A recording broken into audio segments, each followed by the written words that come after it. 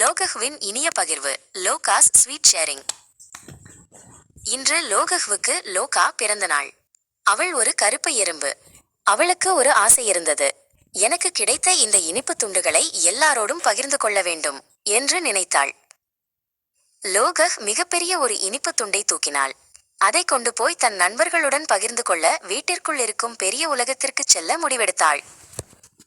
ஊர்ந்து ஊர்ந்து அவள் ஒரு பெரிய வீட்டிற்குள் நுழைந்தாள். இங்கே எல்லாம் பெரியதாக இருந்தன. தரை கூட ஒரு பாலைவனம் போல இருந்தது. யாராவது இதை பகிர்ந்து கொள்ள தயாராக இருப்பார்களா என்று லோகஹ் யோசித்தாள். ஆனால் அங்கேயே ஒரு பெரிய நாய்க்குட்டி தூங்கிக் கொண்டிருந்தது. அதன் பெயர் மகி. மகி படுத்து உறங்கிக் கொண்டிருந்ததால் லோகஹ் அதை பற்றி கவலைப்படாமல் தன் இனிப்பை சுமந்தாள். லோகஹ் மிகுந்த உற்சாகத்துடன் அந்த இனிப்பு துண்டை இலக்கை நோக்கி நகர்த்தினாள். எனது பிறந்த நாள் இனிப்பை உலகம் உண்ணட்டும் என்று அவள் மனதுக்குள் பாடினாள். சட்டென்று மகி முழித்துக் கொண்டது. அது மெதுவாக தலையை தூக்கி மூக்கினால் மோப்பம் பிடித்தது. ஓ, ஒரு சின்ன கருப்பு புள்ளி. அது மெதுவாக நகர்கிறதே.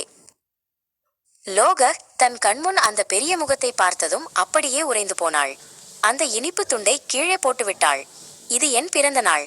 ஆனால் நான் இறந்து விடுவேனா என்று நடுங்கினாள். மகி லோகஹ் ஐ நெருங்கி மோப்பம் பிடித்தது. பூச்சி இல்லையே, வெறும் எறும்புதானே.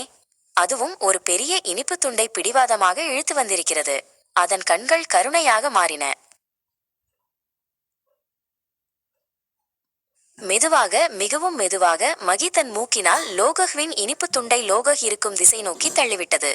நீயே இதை எடுத்துச் செல் என்பது போல இருந்தது அதன் சைகை.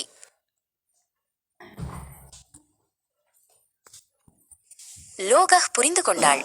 இந்த உலகம் பயங்கரமானது அல்ல, இரக்கமானது. அவள் வேகமாக குனிந்து இனிப்பு துண்டை கவ்விக்கொண்டு பாதுகாப்புடன் தன் வீட்டை நோக்கி ஓடினாள். அங்கே அவளது நண்பர்கள் காத்திருந்தனர். இனிய பிறந்த நாள்.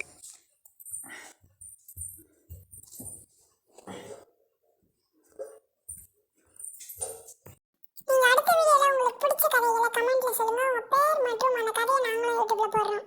தேங்க்ஸ் ஃபார் வாட்சிங்.